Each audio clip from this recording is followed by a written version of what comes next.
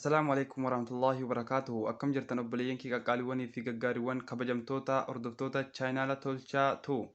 Alhamdulillah har'as barumsa haaraa walitti deebinee jirra. Obboleeyyan kiyya barumsiin har'as ni qabadhee dhiyaadhe waan hedduun keessanitti gammaddanidha. Innis maalidha obboleeyyan kiyya warroonni siima zeenii fayyadamtan yookiin shari'aa zeenii warroonni fayyadamtan akkamitti akka birri kudhaniin neeta ji'a lama hidhattanii itti fayyadamtan isin agarsiisa.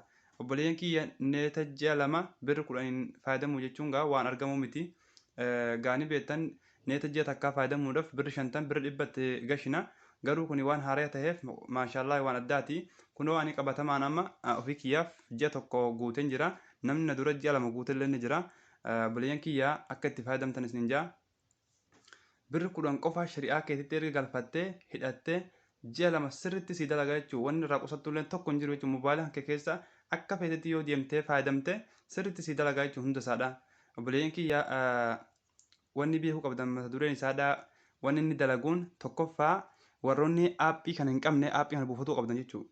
Paaspoonii namni hin beekne hin jiru waan jadiidan ta'iniif warroonni aappii kana hin qabne sirriitti aappii kana buufattanii osoo osoo baxxaaqa keessan ittiin galfanneen duratti aappii kana buufattanii jaayiza godhachuu qabdanii jechuudha. Isaaf hin dalagaa.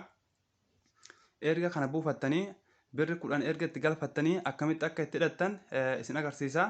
Amma osoo gara barumsichaa isin dabarsineen duratti obboleeyyan kiyya warroonni chaayinaala kana haaraa taatan tolchaatu subscribe akka gootan kabajaan isin gaafadha. Amma gara chaayinaala kiyyaa dabarsee isin daawwachiisee gara barumsa keenyaa isin deebisaa. Obboleeyyan kiyya yuutuubii keessan galtanii erga chaayinaala yuutuubii keessan galtanii mataa olii kanarratti maal jettanii katabdu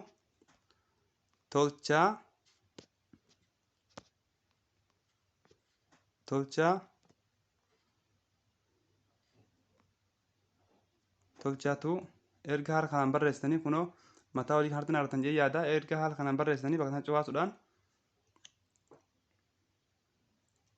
kunoo sirriitti isinii fida. Profaayiliin kiyya kan mataarra olii irra jiru kana yeroo tokkoof itti cuqaaftu. Ifama waan shabakaan kiyya da'iifa ta'aa jiruuf daddafee waan naan baafneef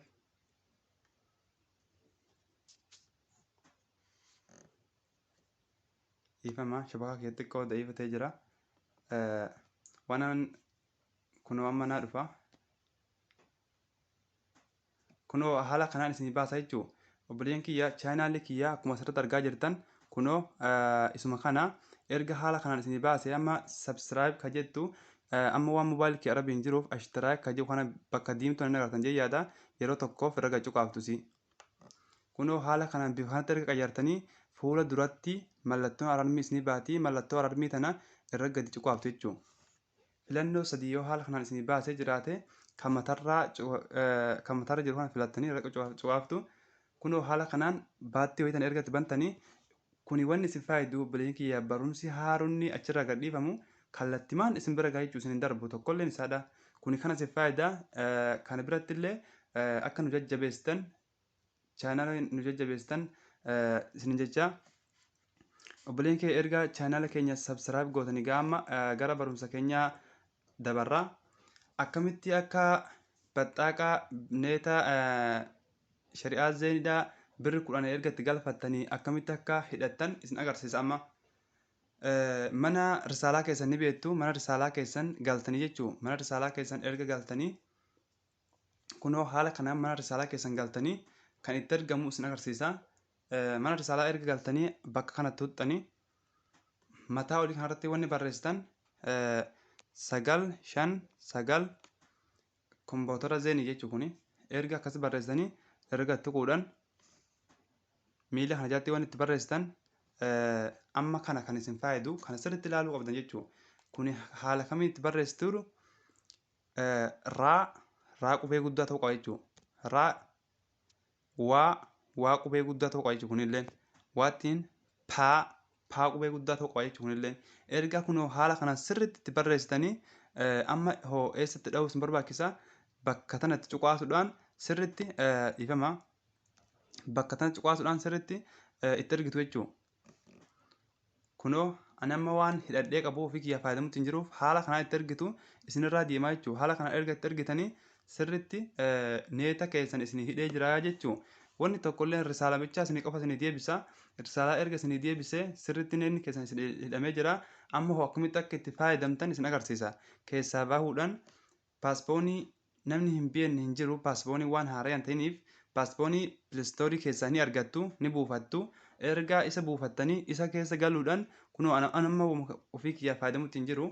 Erga isa keessa galtanii amma mee isa yeroo tokkoof waan amma itti fayyadamutti jiruuf irraa cufellee isinitti agarsiisa itti banee. Paaspoonii haala kanaan bakka tanatti tuquudhaan in lakkaawa kunoo hin agartan jee yaada hin lakkaawa. Erga lakkoofsaan lakkaa'ee fixee inni isinii baasaa eegaa jechuudha. Obsaan kunoo barbaadaa jira mataa olii kanarratti nuuf haa fidu. Kunoo naaf fidee jira jechuudha. Amma ani akka fedhetti yoon waan fedhe kee deemee mobaayilii kiyya fayyadame sirriitti neetiin kiyya birri 10 ji'a lama sirriitti yoon waan fedhe laale sirriitti naa dalagaa jechuudha. Obboleeyyan kiyya paaspooniin amma jaddadamee waan jiruuf sirriitti dalagaa jechuudha. Amma paaspooniin jaddadamee waan jiruuf sirriitti dalagaa sirriitti fayyadamaan isin ja'a. Kunoo amma waan fedhe yoon kee deemee laaluu fedhe sirriitti naa dalagaa jechuudha. Amma kan fayyadamutti hin jiru. Birri 10 siima zeenitti gasheeti kan fayyadamutti hin jiru. Ji'a 2 sirriitti isin dalagaa jechuudha. Obboleeyyan kiyya irraa fayyadamaan isin ja'a hanga barumsa haaraa walitti deebinutti obboleeyyan kiyya toltii kennu jiraadhaa isin jecha. Assalaamu alaikum warahmatullahi wabarakatuh.